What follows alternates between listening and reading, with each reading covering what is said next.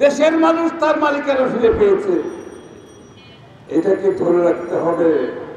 ওই শেখ হাসিনা পালিয়ে গেছে, এটা আনন্দিত হওয়ার কিছু নাই। যেই ষড়যন্ত্র শুরু হয়েছে দেখতে পাচ্ছেন না আপনারা, বিভিন্ন ভাবে বিভিন্ন ষড়যন্ত্র চলছে, কিন্তু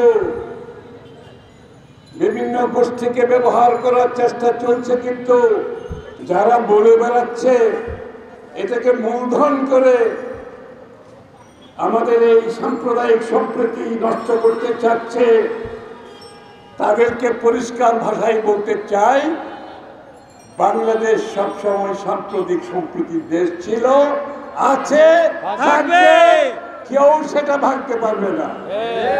আর সেটা রাখার জন্য কারো উপদেশের দরকার হবে না। আমাদের যুগপৎ আন্দোলনের সঙ্গী, তাদেরকে নিয়ে আমরা বিগত দিনগুলিতে রাস্তায় আন্দোলন করেছি। এদের অনেকেই বিভিন্নভাবে নির্যাতিত হয়েছে, জীবন দিয়েছে, জেলে গিয়েছে, আমাদের 7 জন শহীদ হয়েছেন এবং গণ অধিকার পরিষদের 7 জন শহীদ হয়েছে। সুতরাং এগুলো আর বলে শেষ করা যাবে না।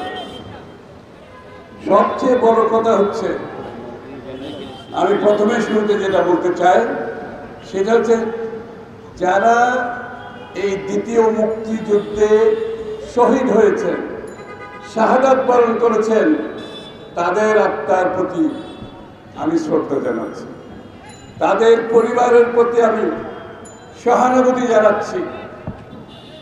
যারা এই দ্বিতীয় মুক্তিযুদ্ধে আঘাতপ্রাপ্ত হয়েছেন, পঙ্গু হয়েছেন, বিভিন্নভাবে ক্ষতিগ্রস্ত হয়েছেন, তাদের প্রতি আমি সহানুভূতি জানাচ্ছি।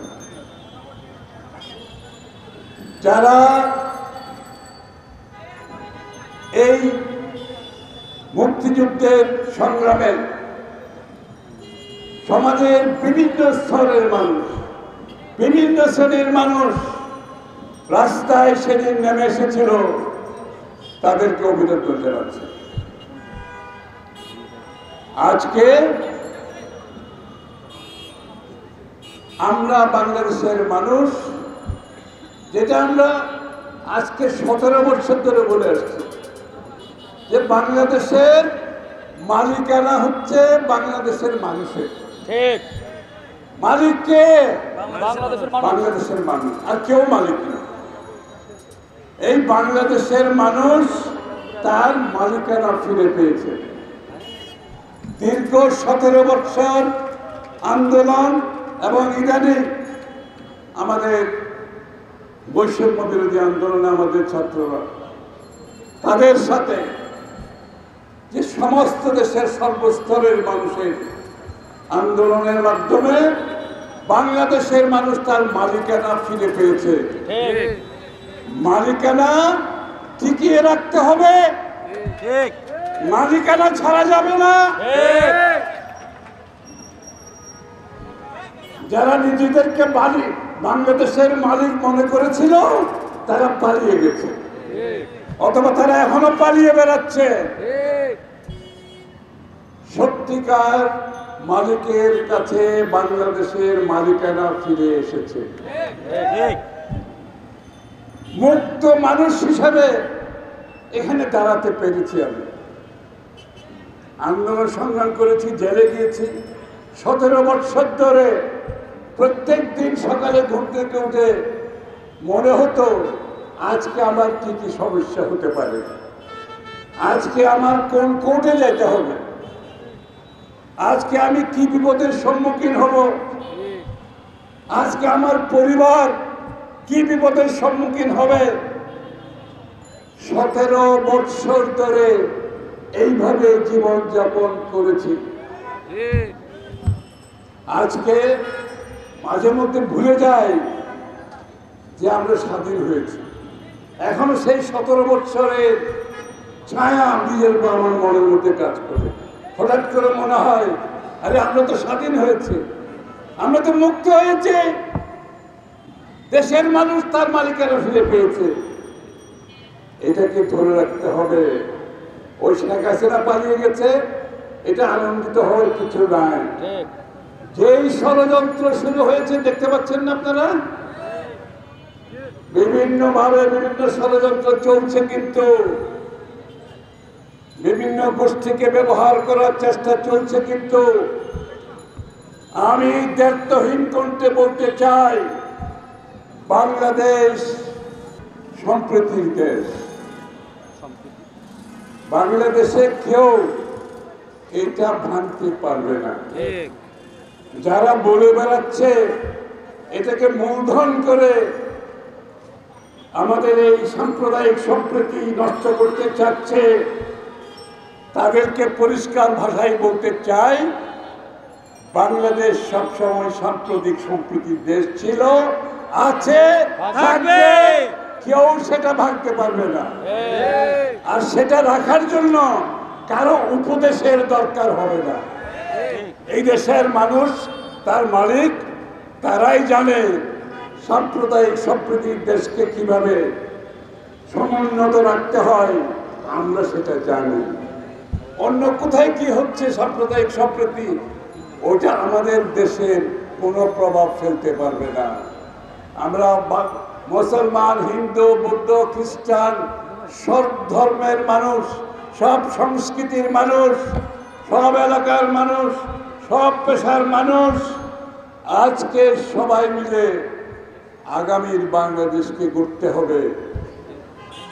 গত 17 বছর ধরে যারা নির্যাতনের শিকার হয়েছে, নিষ্পেষিত হয়েছে, জীবন দিয়েছে, তাদের আত্মাকে যদি শান্তি দিতে হয়, আজকে বাংলাদেশকে স্বাধীন সার্বভৌম রাষ্ট্র হিসেবে গড়ে তোলে সকল মানুষের সমান অধিকার দিতে হবে। রাজনীতিতে, অর্থনীতিতে, সমাজে, সংস্কৃতিতে সকলের অধিকার বহাল রাখতে হবে। এখান থেকে পিছু হটার কোনো সুযোগ নাই। তাই বন্ধুগণ, সজাগ থাকতে হবে।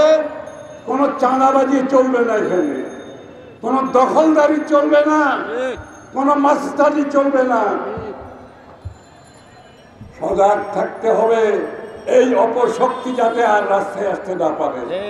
এই চাঁদাবাজি কমার কারণে জিনিসপত্রের দাম কমতে শুরু করেছে।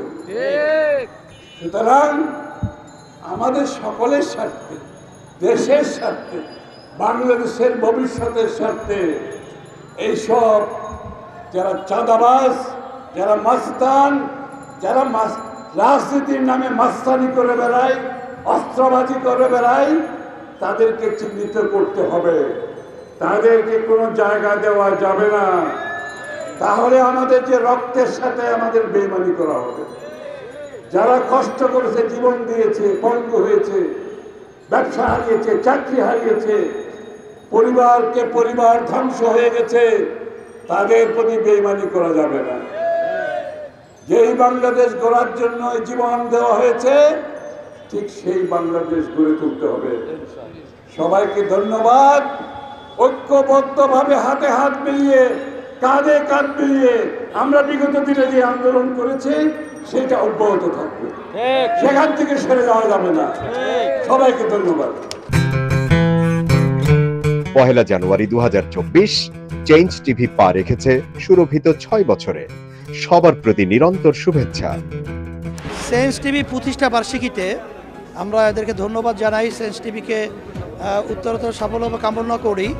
আর সাথে সাথে আমরা বিশেষ করে এদেরকে অনুরোধ করব যেন তারা দেশের পক্ষে এবং বাংলাদেশের জনগণের পক্ষে, ইসলামের পক্ষে, হকের পক্ষে, সত্যের পক্ষে তারা যেন সুন্দর পরিবেশন করতে পারে, এই আশাবাদ ব্যক্ত করি। চেঞ্জ টিভিকে আমি তো মেলা দিন ধরে দেখছি। চেঞ্জ টিভি যতদূর সম্ভব বস্তুনিষ্ঠতার সাথে কাজ করছে এবং এই জন্য চেঞ্জ টিভির ভিউ আরও অনেক বেড়েছে, অনেক। আমি নিজে যে অনেকগুলো সভা করে মানে এখানে ইন্টারভিউ করেছি, কোনো কোনো ক্ষেত্রে আমি দেখেছি মিলিয়নের মতো হয়েছে ভিউ, মানে অন্য কোনো জায়গায় এত হয় নাই। আমি মনে করি চেঞ্জ টিভি ভালো কাজ করছে। প্রচণ্ড চাপ আছে, তার মধ্যেও চেঞ্জ টিভি যদি তাদের এই নিষ্ঠতা রাখতে পারে তাহলে এটা আরও ভালো করবে। আমি তাদের সাফল্য কামনা করি।